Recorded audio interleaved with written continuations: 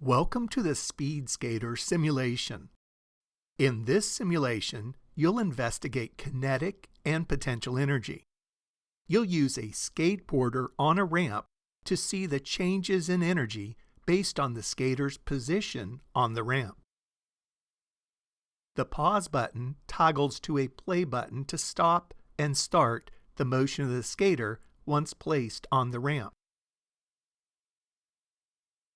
The speed of the skater may be changed by selecting the slow or normal buttons on the bottom of the screen. You can select the grid and reference options to display ramp measurements and the starting reference height, respectively.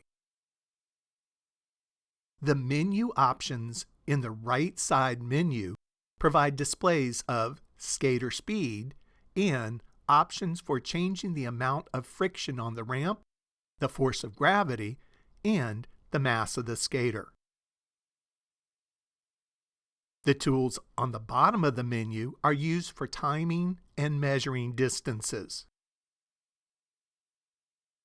The orange reset button on the bottom right side of the screen returns the screen to its original state.